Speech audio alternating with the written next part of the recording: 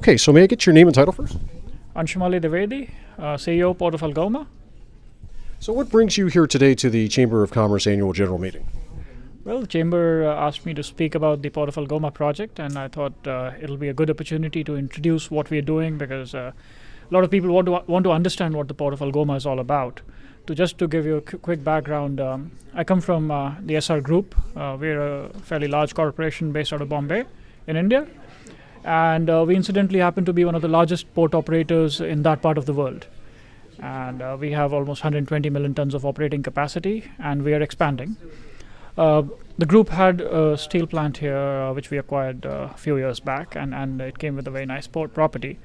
So in 2014, we carved the port-linked infrastructure out as a separate company, which is called the Port of Algoma Incorporated. And that's the company that I'm with here right now.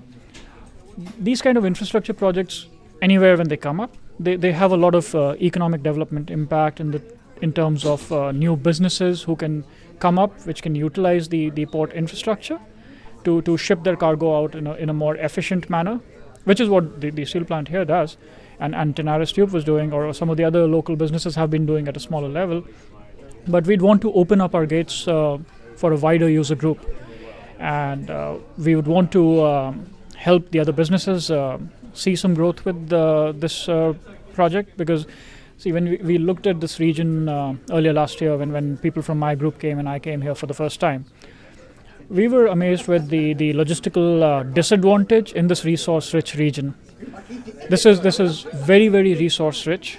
The whole of the northern region from Sault Ste. Marie and say you drew a 250 kilometer radius, and So you're taking advantage of the geographic location, is what you're saying? absolutely. You're bang. Yes. You're bang across the water from the US I-75, which cuts right all the way to Florida.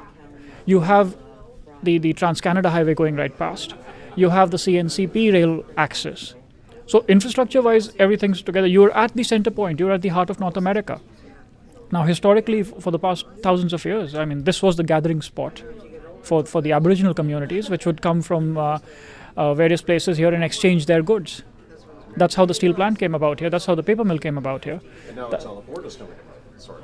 Now, what the port does is it basically helps us realize where we are, and helps the local industries benefit, the guys who are already here.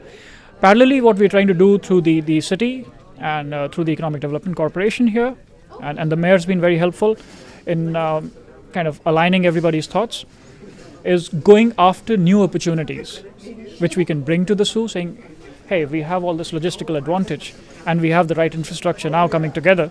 Can you give us some details of any specific opportunities that are coming up and the interest from those locally? So some years back, or till say maybe a decade back, there used to be some amount of aggregate movement here by water. And in terms of quick wins, we're looking at the first few boats coming in within 2015. So I've put my team on a bit of an aggressive marketing pitch and an aggressive timeline. So I wasn't waiting for the infrastructure to be built out, and we do have existing infrastructure, and we're going after business. So aggregates is the first one, which is already moving in 2015. It would also benefit a lot of fiber-linked cargo flows. In the long run, we are looking at small amounts of containers being moved from here, but we need to get to the threshold volumes. So maybe explain those a little bit, what those are. Well, we've interacted with almost 70 to 80 businesses in this region, and we've gone across the border. So we've gone to the Michigan side, we've gone across northern Ontario. I've personally driven in the winter all the way to Thunder Bay. So I've stopped at all the smaller communities here. We've seen what's happening with those some of these smaller communities when the local plants shut down and the townships start shrinking. But when you look at the resource base, it's there. And what is happening here is, say if you were to look at what's happening with the wood. People are cutting the trees, putting it on trains, sending it to Chicago, and the value addition happens in Chicago. And from there it gets containerized, and it's maybe at times exported back to Canada, and you pay for the finished product. Now, those same things could be happening here if we had the ability to export out of here. So we should be maybe stopping those trees here, having the value addition here, the jobs being created here, and then send containers out from here. We spoke to smaller businesses here, and so the problem was everybody looks at it in silos. So somebody is, say, doing 20 containers a month, and he says, no, I don't have enough volume to fill up a boat. But there are other guys who are doing 5 containers, 10 containers a month. But if you look at the combined volume, it's there to fill up a boat. So what I'm looking at doing is putting together a team which would help them combine their cargoes, help them charter the vessels, and fill up the boat together. Now, this team would represent all of the regions you're trying to bring together. Yes. Yes. So with what's left in 2015, now 2016 is about to approach, what do you see for the immediate future of this project as it continues to? So there are 2 parallel tracks on which we're working right now, actually. One is the project per se, where there's a small amount of government funding that we had secured last year, which is $5 million, which is the enabling grant to do all the spade work, which will help us put in the application for the larger funding that we're looking for this project. And that's working very well. So first, when I came in, we were looking at a 2 to 3 year time frame to completing that phase, which includes the traffic assessment, the overall business case, the environmental work required, and the consultation with the First Nations. We're trying to compress the timelines there, and a lot of the traffic study and the basic engineering and the environmental work is coming together within 2015, and we hope to go to the First Nations communities with those proposals and say this is the work which has already been done, and progress much faster, hopefully. So when will we see the full ability of the Port of Algoma? It's, as you say, it's starting to develop this year.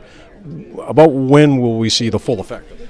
So if you look at the Port of Algoma, we already have the waterfront. We have 1.4 kilometers of docks developed, which were historically being used, when I mentioned, by the steel plant and by Tenaris tubes.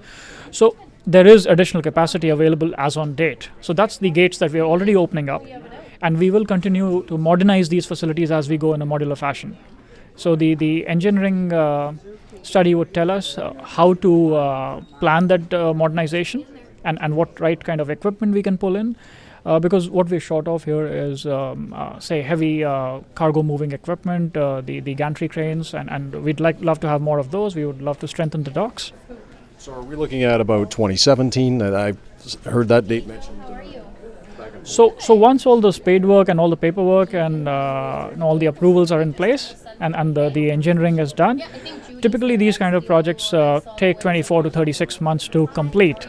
But when you do it in a modular fashion, and which is the way we do it in any part of the world, and we have executed fairly large projects, we do it in a modular fashion so that there's no disruption of activities, and you continue improving as you go.